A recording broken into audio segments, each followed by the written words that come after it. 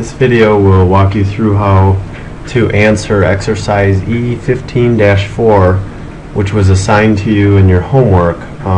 This video will only show you how to answer this problem for requirement 1, which says we employ the incremental method to solve the problem. So let me quickly walk you through what I've got set up here using the incremental methods. Remember, the incremental method says that we know the fair value of one of the two instruments that were issued as part of the transaction. So we sold 9,600 units of whatever this item was. They sold for $850 cash each unit. So we received cash of $8,160,000 in total.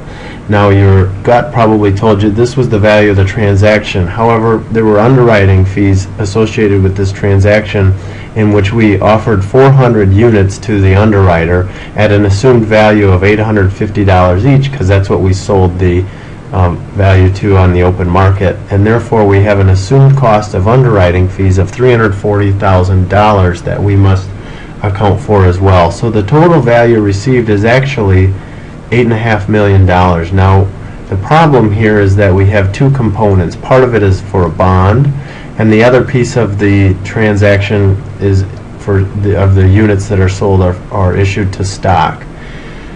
So the incremental method says we know the fair value of one of the two items, but not necessarily both of them. Otherwise we would use the proportional method.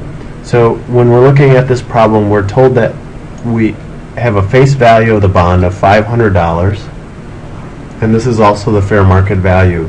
We're told the stock has a $40 quoted price. However, that's not necessarily the fair market value. That's just what we were quoted. We could get a different quote from someone else that has a very different value. So we're going to take that $500 and say, okay, I'm going to issue 10,000 bonds because with each unit we're selling, 9,600 plus 400, that's the total units issued. Each unit gets one bond, and they're going to sell at $500 each. That's the face value, so there's no discount or premium, and therefore the fair market value of the bonds is simply the 500 times the 10,000. The proportional method says, and I've got my journal entry started over here, we allocate the total value to the item we know the fair market value of. So of this $8.5 million, $5 million gets allocated to the bonds. So if I start to craft the journal entry, it's going to look something like what I've got up over in here.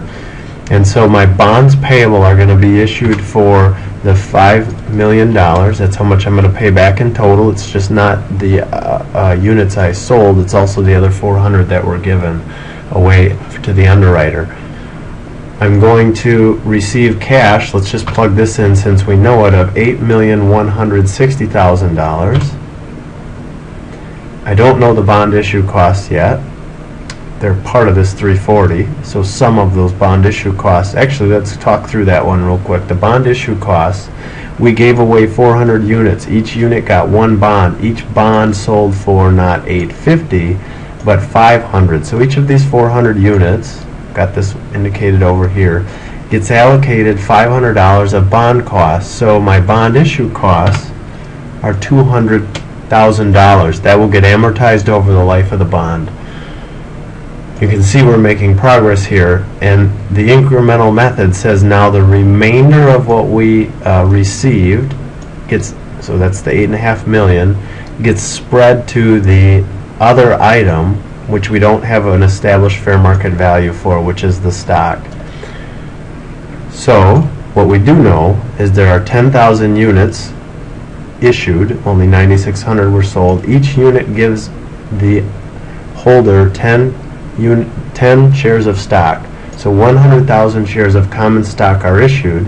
They have a $5 par value. You multiply those two items together, you get $500,000 of common stock that is issued as a result of this transaction. The rest of this is very easy. We're simply going to plug the difference to make the journal entry balance. So on my left side I've got those two items.